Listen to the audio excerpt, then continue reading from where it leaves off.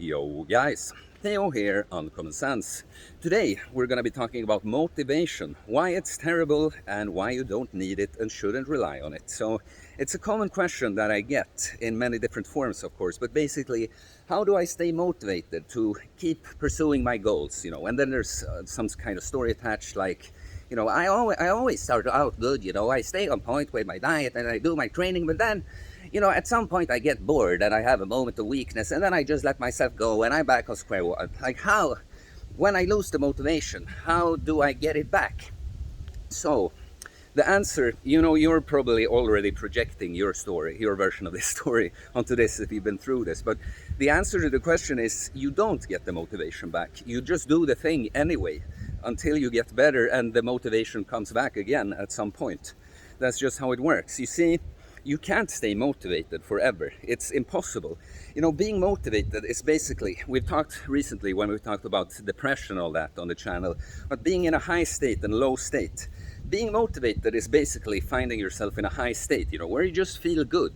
You just have a positive outlook on life and you're excited about things. And so in that state, even things that you are not used to, that are tough to do and challenging, is still something you can consider doing because you feel good all over. And so it makes the threshold just a little lower to get going with those things. But you can see why having motivation as the foundation that you rely on for your success, you can see why it's terrible, right? If motivation never lasts forever, then it's bound to fail at some point, right? If the motivation goes away, so does your progress and journey. So you can't rely on the motivation. However, you can use the motivation. This is the thing. The way I see it is that it's often in higher states that when we are motivated, that we build our habits, but then in lower states, so that we can keep doing them in the lower state. So if we say it like this, taking on something new and challenging in a high state, when you're motivated, that's easier to do, but at the same time doing something that is routine for you, that you have built a habit and process around, is also easier to do in a low state. Then it's tougher to do everything in a low state, but you see what I'm saying, right? So what you do with the motivation is you ride that, you know that it's temporary, you enjoy it and you try to squeeze the most of it, but you're laying a foundation. You're laying the foundation just in the things that you do with the motivation, but the motivation can't be the actual foundation. And so that's when to stay on point with the things. It's not about finding a way to always be motivated. It's great, like the motivation is actually great when you use it right, but it's terrible in the sense that everyone seems to think I need to be motivated, I have to wait until I'm motivated, I have to do something so I'm motivated. No, the thing is, because even in a high state, when you are motivated, I remember when I started training, I was highly motivated because I was coming out of the lowest state I'd ever been in, chronic panic attacks and just hell, and finally things are better, and so I'm ready to fucking struggle,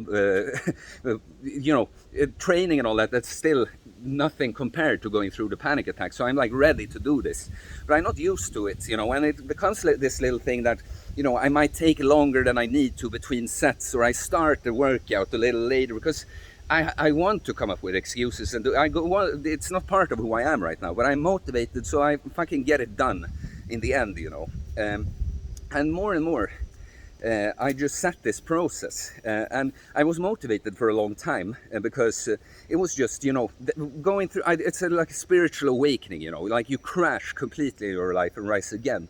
I could ride on the wave for quite long, but then there came times when the sun didn't shine, when it became cloudy. And the thing is, though, I feel in that state a lot worse and all that, but I'm already set. Okay, so this is what I had to say. Sorry, I go on a bit too quick.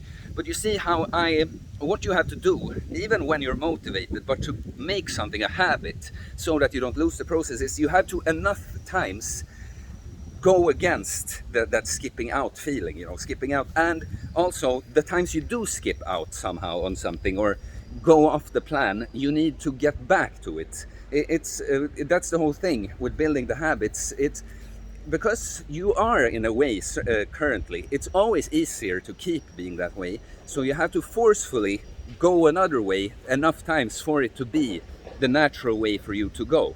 So that's what I did with the motivation. Like I said, I keep putting up the sets a little bit like that, you know. I still drink a bit, and so I have I'm hungover sometime when I'm gonna work out, but I still do the workout, but I cut it in half.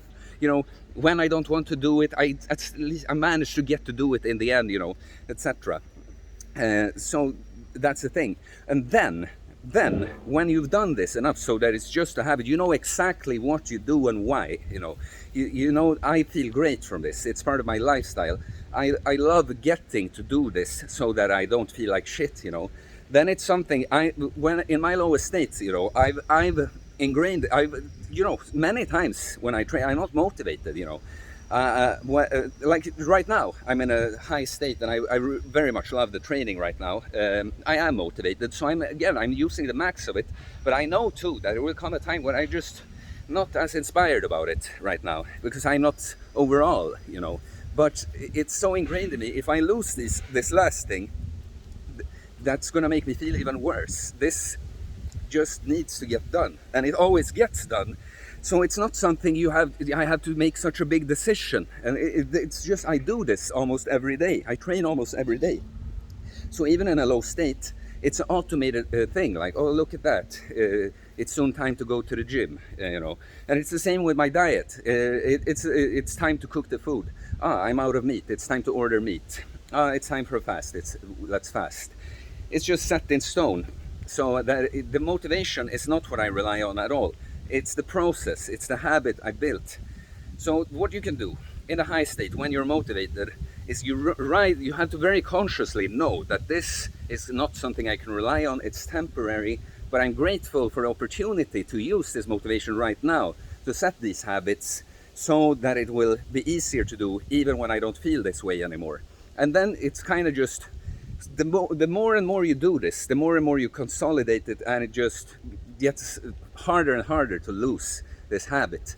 I keep saying, you know, I don't want to have to eat my words about shit in my life, but I can't see myself ever dropping the ball with the training. Like, it would have to be some kind of, you know, that I have a traumatic accident, so I'm like, you know, I kind of have PTSD, but also my body is all beat up, and, you know, a depression after that. So it's like if I tried to go out of my way to think of like, okay, maybe I'd lose the habit then, but the things I've gone through since I started this, and the way I've just flawlessly kept the process up, it just says it all to me.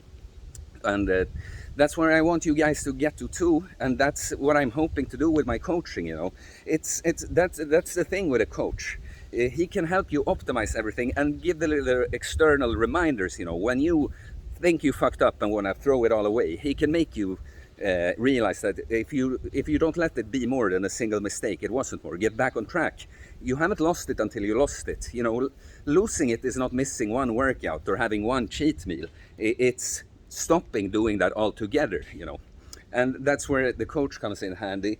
The idea I have with my coaching is that you've been unable to get this process going and set the habits going to become this person that just does these things effortlessly. That's what I want to do with you. I want to be with you for a while, plug myself into your process, optimize it, help you, you know, deepen your understanding for yourself and how to go about all these things, so that in the end, when I leave, you are just a person that's jacked and stacked and ripped, or has a nice fucking butt, you know, if you're a girl, and is also very confident and happy and process oriented and just loves putting in the work and is jacked as hell and sexy and a good person. So that's what I coach. Okay, guys. Now, it's okay to make some videos shorter than 10 minutes, but I seem to remember somehow that 10-minute videos are better for the algorithm. So let's make up some bullshit here at the end. I mean, yeah. No, motivation, the last point I'll say, I said it earlier, is motivation in and of itself is not bad. It's great, you know, but it can't be the main thing. Use it as fuel. Use it as fuel and a boost, and appreciate it when it comes, but don't make it a foundation and something to rely on, because it's bound to fail. It will go away, and that's when the habits and discipline and process takes over. Alright guys, please comment, let me know what you think. Do you need a fucking motivation? You probably commented on my videos and I said before, but please comment anyway. All comments and likes help support the channel, so yeah, like, it's very much appreciated. Please subscribe for more content about fitness, fasting, losing weight, building muscle, self-improvement, mental health, philosophy, stoicism, all that kind of cool shit, guys. Alright, see you later. Peace.